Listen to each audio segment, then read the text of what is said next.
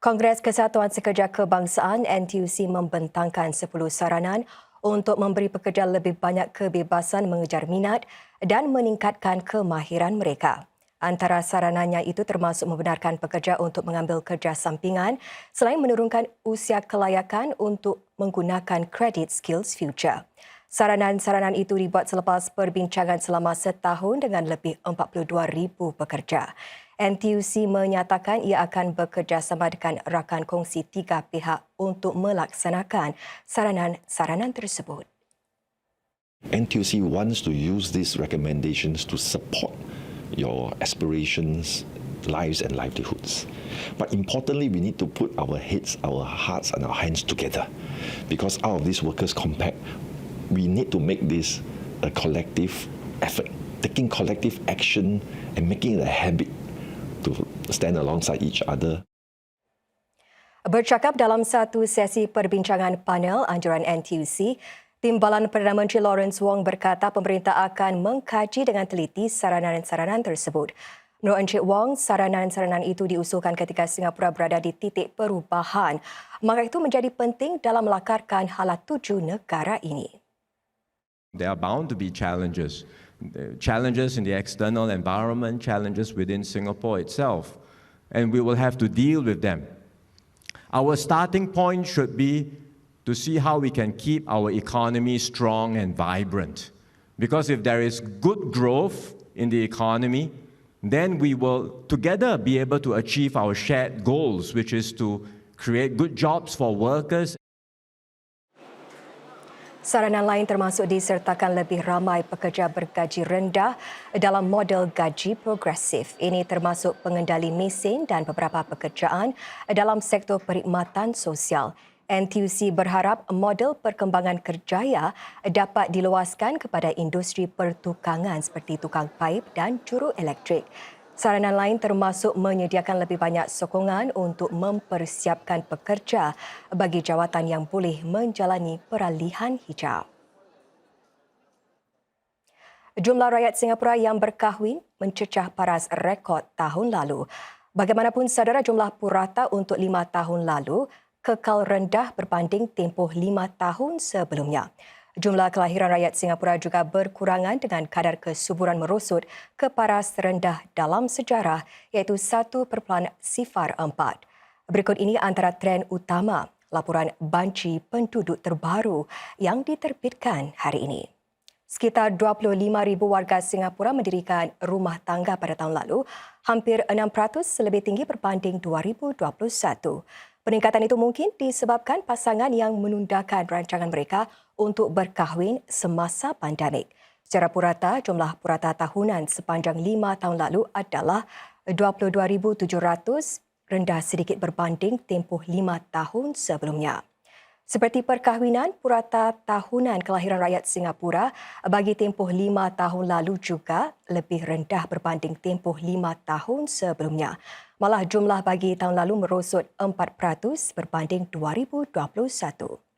Laporan banci penduduk turut mengukuhkan tanggapan trend penduduk Singapura yang semakin menua.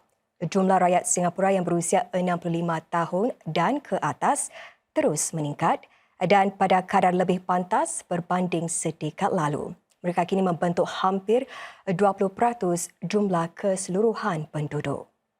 Turut mencerminkan trend tersebut adalah purata usia median warga yang meningkat daripada 42 tahun pada 2020 kepada 43 tahun.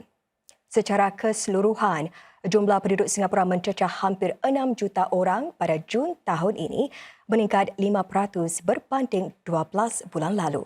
Sekitar 3,6 juta adalah warga Singapura dan lagi 0,5 juta merupakan penduduk tetap atau PR. Penduduk bukan warga pula termasuk pekerja hijrahan mencecah hampir 1,8 juta. Diteruskan berita saudara, harga gas dan elektrik akan naik dari Oktober hingga Disember buat suku kedua berturut-turut. Ini ekoran kenaikan harga tenaga dan bahan pembakar. Tarif elektrik akan naik purata 3.7% atau hampir $1 bagi setiap kilowatt jam sebelum GST. Ini bermakna purata bil elektrik bulanan bagi keluarga yang tinggal di flat HDB 4 bilik bakal meningkat sebanyak $3.57.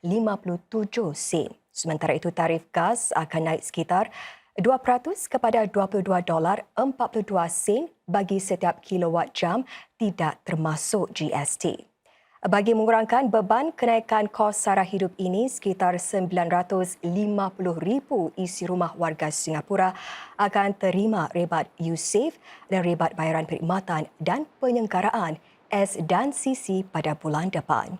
Isi rumah yang layak juga akan menerima tambahan rebat USave sebanyak $20 setiap 3 bulan selama 2 tahun serta tambahan rebat bayaran S dan CC sekali saja sebanyak setengah bulan. Ini akan diagihkan mulai Januari 2024.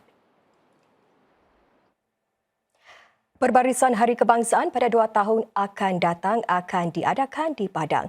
Buat pertama kalinya, tapak perbarisan untuk 2 edisi NDP itu diumumkan serentak. Menurut pihak penganjur ini akan memberikan lebih banyak masa bagi rundingan dan maklum balas dalam membuat persiapan bagi sambutan ulang tahun ke-60 Singapura.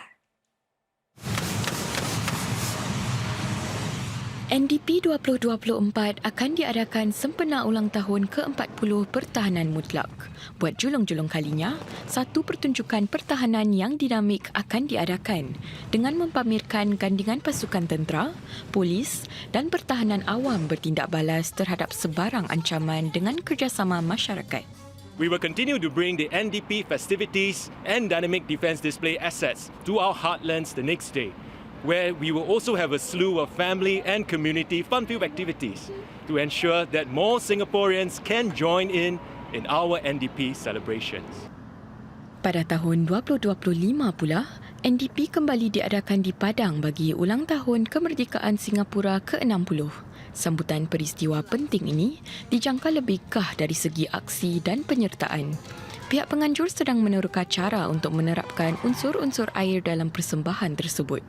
Perarakan kenderaan dan perbarisan juga akan bergerak di luar Padang ke kawasan Marina Bay dan kawasan kejiranan.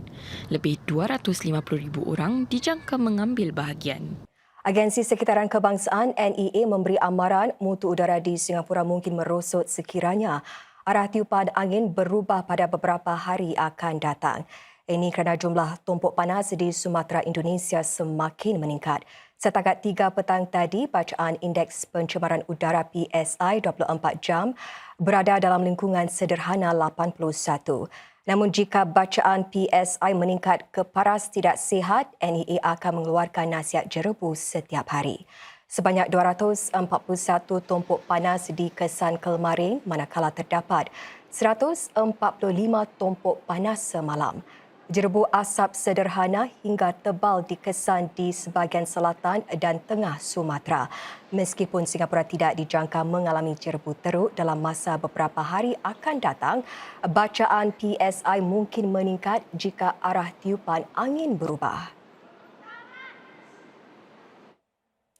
Penguasa Pengangkutan Darat LTA mengumumkan 300 lagi sijil hak memiliki kenderaan COE diperuntukkan bagi kereta kecil pada Oktober ini. Jumlah ini akan dibagikan kepada 2 bidaan akan datang. Menurut LTA, langkah menambah kota itu adalah untuk memenuhi permintaan yang dijangkakan daripada para pembeli menyusuli perubahan kepada rebat skim menangani pencemaran asap kenderaan VES mulai tahun depan. Ini bermakna kota bagi kategori A akan meningkat 24% kepada lebih 1,500 pada Oktober. Tiada perubahan bagi kategori-kategori lain. Satu semakan pelan induk Singapura pada tahun hadapan akan mengambil kira penduduk tempatan yang semakin menua, corak pekerjaan yang berubah serta perubahan iklim. Pelan induk itu akan menjadi panduan bagi pembangunan Singapura untuk 10 hingga 15 tahun mendatang. Butirannya akan dikongsi tidak lama lagi. Menteri Kedua Pembangunan Negara Indrani Rajah memberi sekilas pelan induk berkenaan semasa berucap kepada pemaju hartanah dalam satu majlis makan tengah hari. Dia berkata Singapura sedang meneroka cara untuk meluaskan lagi pilihan perumahan, membina lebih banyak ruang bekerja dan bangunan mesra alam. Semua ini bertujuan untuk menangani perubahan demografi penduduk, memenuhi aturan kerja yang fleksibel serta matlamat mencapai pelepasan karbon dioksida sifar bersih Singapura. Cik Indrani juga menekankan bahawa kerjasama yang kukuh dengan pemaju dapat membantu menyokong wawasan pemerintah.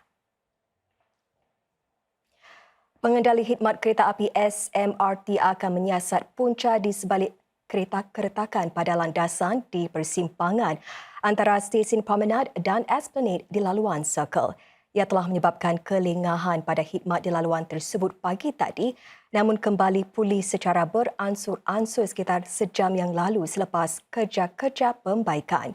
Dalam catatannya di Facebook, SMRT menyatakan juruterannya mengesan keretakan pada bahagian landasan tersebut semasa pemeriksaan rutin awal pagi tadi. Demi keselamatan penumpang, semua kereta api dialihkan ke hanya satu landasan di bahagian yang terjejas. Memandangkan khidmat menjadi lebih perlahan, penumpang dinasihatkan supaya menambah masa perjalanan mereka sebanyak 30 minit atau menggunakan laluan yang lain.